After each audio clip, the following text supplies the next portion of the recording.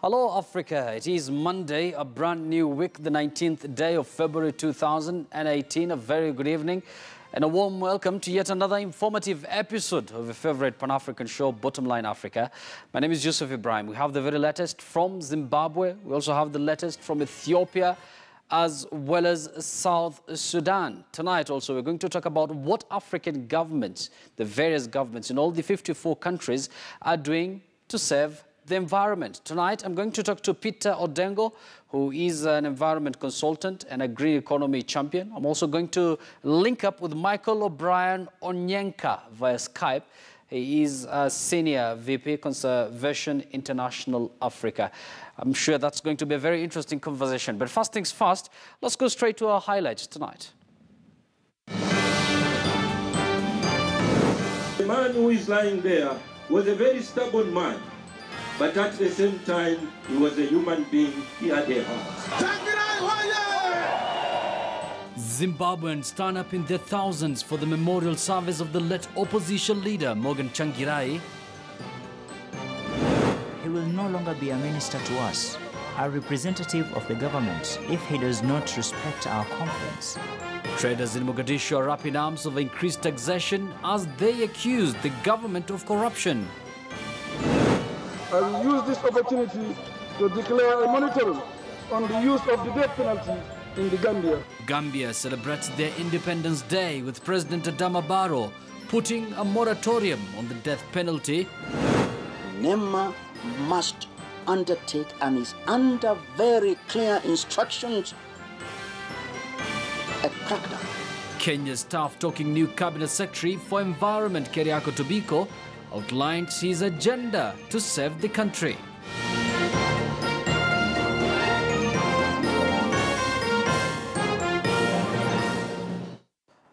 Before we cross over to our top story tonight, our Twitter poll is informed by the political development in the second most populous country in Africa, and that is Ethiopia. So tonight we are asking you, do you believe a state of emergency imposed by Ethiopian authorities will help restore peace in that country?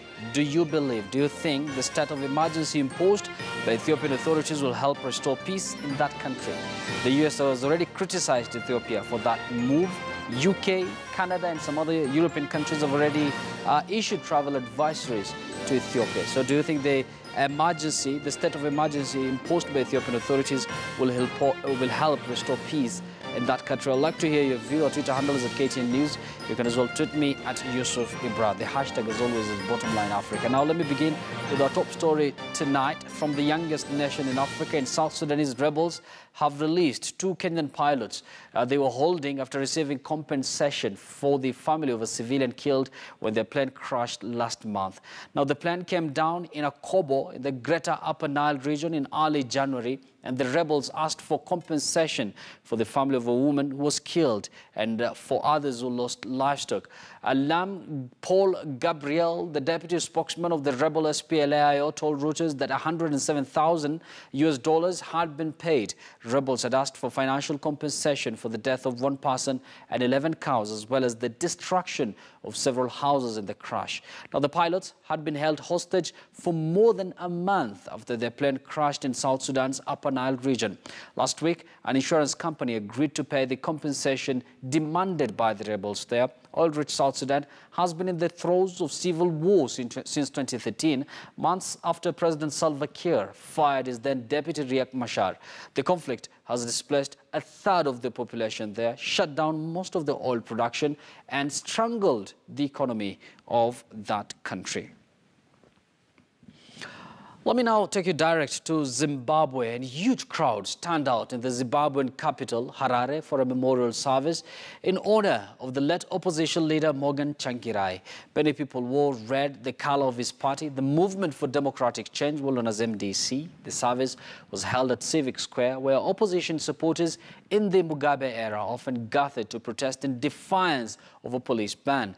Tsvangirai died last week at the age of 65. People were dancing and cheering as the hearse with coffin was driving, and then listened to Tsvangirai's family members and leaders of Movement for Democratic Change, MDC party, speaking from the stage. Arguably Zimbabwe's most popular politician, Changirai died on Wednesday after a long battle with cancer. The funeral is expected to take place tomorrow in Changirai's home village of Buhera, with the body being airlifted after this afternoon's event by military chopper to the countryside. Changirai will receive a state funeral but will not be buried at the National Heroes Eka, largely reserved for ruling Patriotic Front guerrillas killed during the Independence War. But at the same time, he was a human being. He had a heart. You, my friends, Chamisa and the rest in your team, the only way you can pay tribute to this man who was able to dine with the devil is for you to unite and work together as a team. Now, over to the situation in Ethiopia, and a state of emergency imposed in Ethiopia just a day after the Prime Minister resigned will last for 6 months, the Defense Minister said on Saturday, as authorities there sought to tamp down unrest in Africa's second most populous nation.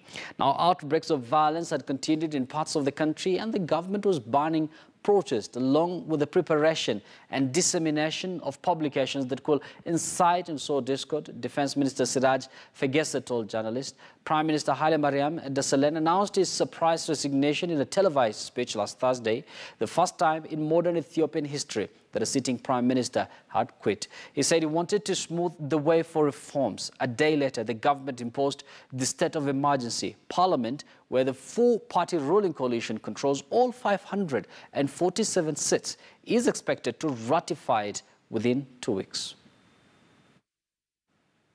Today, the Council of Ministers deliberated on the need of a declaration of state of emergency and unanimously decided to declare the state of emergency, and it has been put in place as of yesterday evening. In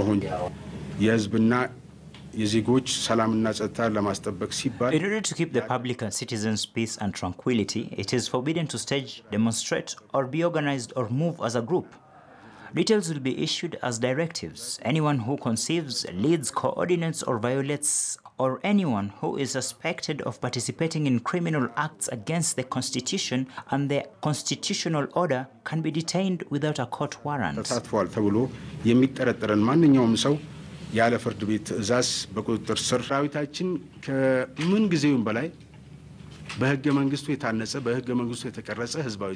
Even though the government has made various efforts to rectify its problems from time to time, these acts of chaos have resulted in loss of lives of several innocent civilians.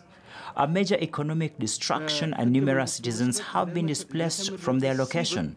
In addition to this, the rights of citizens to move from place to place freely and make economic benefits has been endangered. በዚህ አመለካከት የተገነባም ሰራዊት የለም። እነኚህ ውከትና በጥብጥ ተግባራት በአጠቃላይ እስካሁን ባለው ሂደት ከጊዜ ወደ ጊዜ Our army is set up and tuned by the Constitution. Therefore, it will stand dedicated to protect the Constitution. Therefore, it is subject to a civilian administration that was elected according to the Constitution. It will stick that. We do not. Well, it's that report or an update from Ethiopia that once again forms the basis of our Twitter poll question tonight. And we are asking you if you believe a state of emergency imposed by Ethiopian authorities will help restore peace in that country. If you believe or think a state of emergency imposed by Ethiopian authorities will help restore peace in that country. Already the US has criticized that move. UK, Canada and other European countries and Western countries have already issued travel advisories. So I'd like to hear your view on this.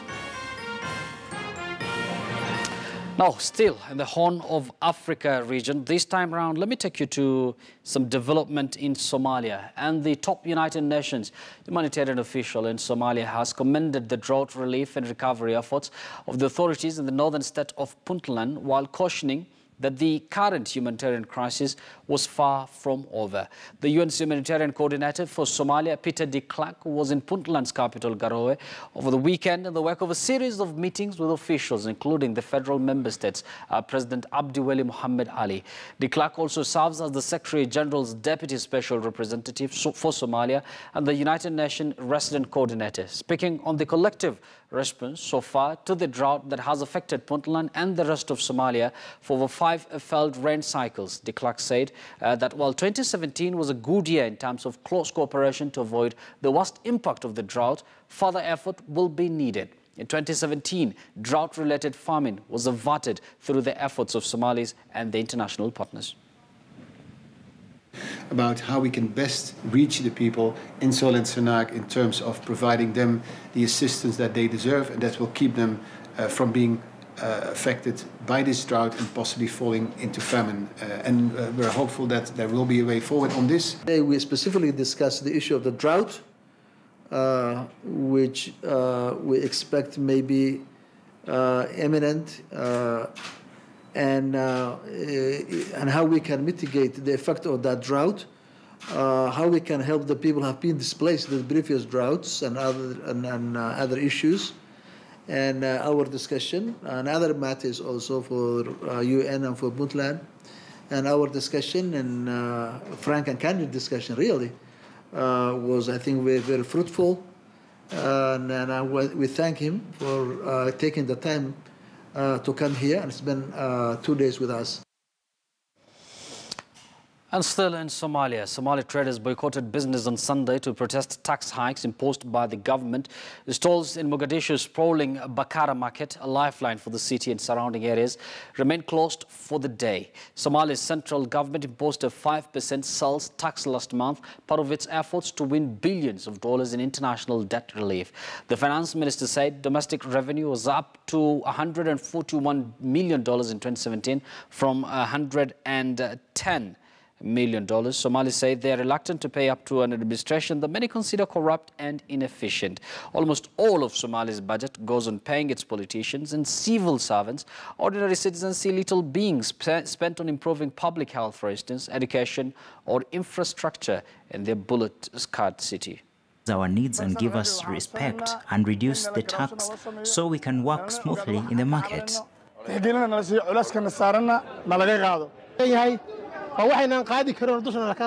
The market is closed because of the government. They ordered us to pay unaffordable taxes, which the rest of locations around the country do not pay. We met the finance minister and he told us in English, pay the tax or go to Kismayo. We are very, very angry about that statement. Go to Kismayo or Bosaso. He will no longer be a minister to us, a representative of the government, if he does not respect our complaints. I lost 5% last year and they ask us to pay more tax. Who is going to recover the losses? I can show you my balance. Traders there in Mogadishu ventilating their anger. There are now thousands of supporters of Guinea-Bissau and Guinea-Bissau President Jose Mario Vaz, as well as some opposition political groups, demonstrated on Sunday to express their anger at the sanctions imposed by ECOWAS. Now, last week, the 15-nation ECOWAS slapped sanctions on 19 lawmakers and associates of the president in a sign of frustration over the failure to end the political impasse there. The UN envoy for Guinea-Bissau on Wednesday urged the Security Council to push the West African country to urgently hold elections to break a political deadlock. Modibo Ibrahim Toure asked the Council to offer its support in underscoring the importance of urgently organizing and holding legislative elections within the constitutionally mandated timeline.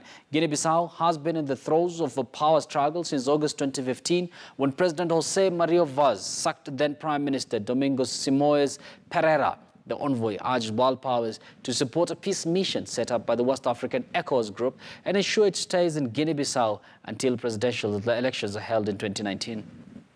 Force of arms. Many people have died. We must not be taken for fools.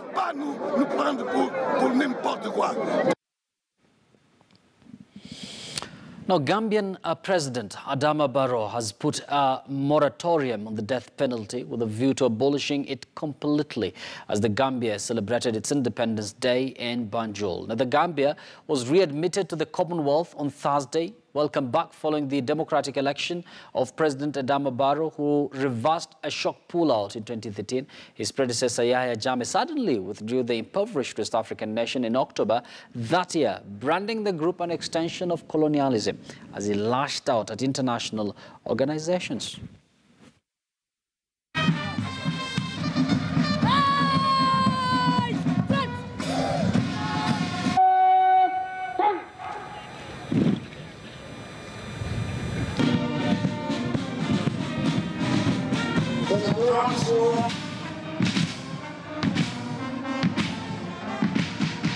At this juncture, I will use this opportunity to declare a moratorium on the use of the death penalty in the Gambia as a first step towards abolition.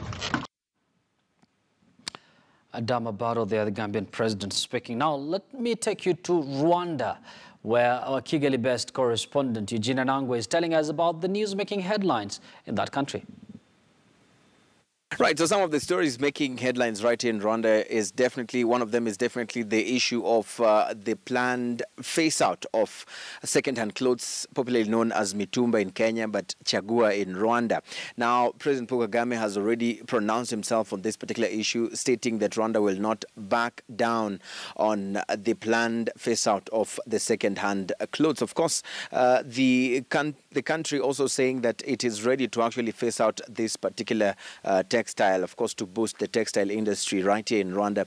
But when you talk to the people on the ground, of course, we have mixed reactions. There are those who say that they are not in support or in favor of the planned phase-out or ban of the second-hand clothes because they tend to feel that these clothes are affordable, or actually more affordable compared to the options that they will be left with.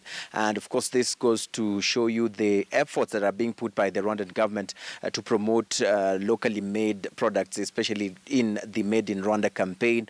And part of the products that are being pushed are the Made in Rwanda clothes or textile. Of course, Rwandans or a section of Rwandans saying that the cost of these Made in Rwanda clothes being quite higher than those of the second-hand clothes. And of course, it remains to be seen whether Rwanda will bow to pressure of the United States that actually gave Rwanda, Tanzania and Uganda the ultimatum to actually go slow on this planned phase-out. But you know, when Rwanda says that it wants to carry out something or push for an agenda, the country has been seen in many cases going ahead with that particular line, especially when it comes to pressure from outside forces. And so this is one of the items that people are speaking about right here in Rwanda. Of course, we have other stories making headlines in Rwanda. Of course, one of them being the happenings that took place between the Rwanda-DRC border, where on Thursday the Rwandan military did say that it returned bodies of FARDC, or the forces for the Democratic Republic of Congo, that is the army, the military of Congo, who had been killed after, you know, an exchange of fire between the Rwanda Defense Forces and the Congolese army, because of what was said or seen as an incursion into the Rwandan border. Of course, we remember that this kind of, you know, firing or disagreements as far as the Rwandan army and the Democratic Republic forces are concerned, if I could take you back, you'll remember that in 2014, Rwanda did accuse the Congolese forces of firing a rocket into Rwandese territory. And of course, in 2013, the Congolese forces were accused of firing 60 projectiles into Rwandan territory, killing civilians and, you know, injuring many others. And of course, what is being seen in this border is definitely something that is worth watching closely. And of course, we'll be watching this to just give you more updates as far as these issues are concerned. From Kigali, Rwanda. Thank you, Eugene. Of course, we trust you with the job of watching for us everything that is unfolding there in Rwanda. Many thanks, Eugene Anangwe, for that report from Kigali, Rwanda. Now, let me take you to the north of the continent. And Libya deported 250 African migrants today as part of a voluntary deportation program, an immigration official said. Now, the program, spearheaded by the United Nations International Organization for Migration in cooperation with Libyan authorities, puts illegal migrants stuck in Libya on one-way flights back home. An official at Misrata's Anti-Illegal Immigration Division, Saleh Abu Dabous, told Reuters that 150 of the migrants being deported had been living and working in Misrata since arriving in the North African country, but had requested to be sent back to Niger.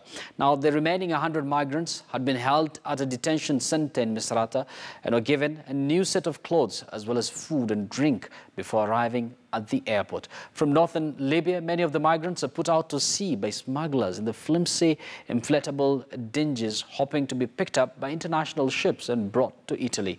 More than 600,000 have made the crossing since 2014. detention center, and the remaining 150 had been living in Misrata and requested to be returned home. Therefore, we arranged for their return through this trip. And still in Libya, February 17th marked 7 years since the start of the Libyan revolution, which culminated with the bloody overthrow of longtime leader Muammar Gaddafi in October 2011. 7 years later, the country is in free fall on many levels and remains in turmoil. Despite this, the United Nations envoy to Libya, Ghassan Salem, has a plan to hold elections by the end of the year. VOA Sabina Castelfranco has more. For the past 7 years, young and old have turned out on February 17th at Martyrs Square in Tripoli, waving flags to celebrate what they hoped would be a new beginning. Gaddafi is gone, but many of their dreams have not materialized. The initial euphoria is a distant memory. The lives of ordinary Libyans are increasingly complicated. Inadequate healthcare, rampant inflation, cash shortages.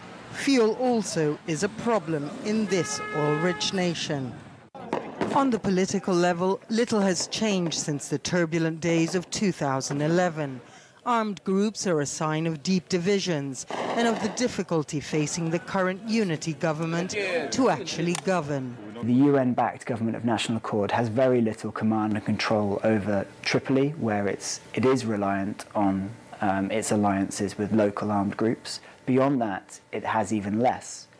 Despite this, the UN has an ambitious plan to stabilize Libya by holding parliamentary and presidential elections this year. It is off to a slow start. There are several electoral conditions. For the moment, we have only achieved one, the beginning of voter registration. With the various militias heavily armed, much as they were in 2011, observers are skeptical and concerned. The conditions aren't in place for them to take place properly. Nobody could guarantee the security across the country.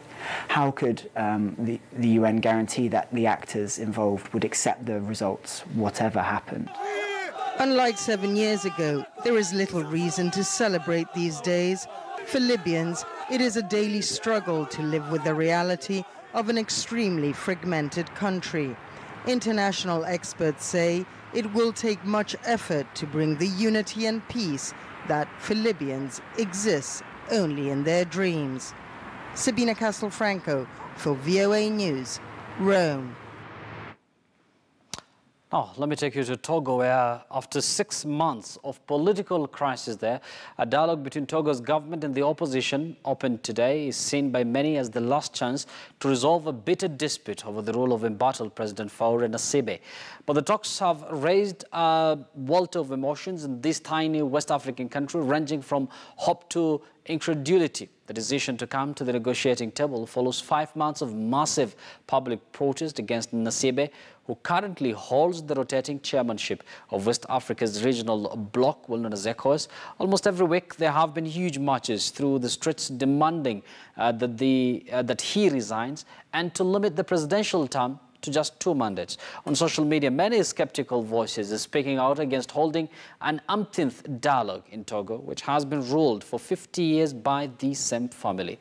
Gnassingbé has been in power since 2005 after taking over from his father, General Gnassingbé Dema, who himself ruled Togo for 38 years after seizing power in a coup back in the year 1967.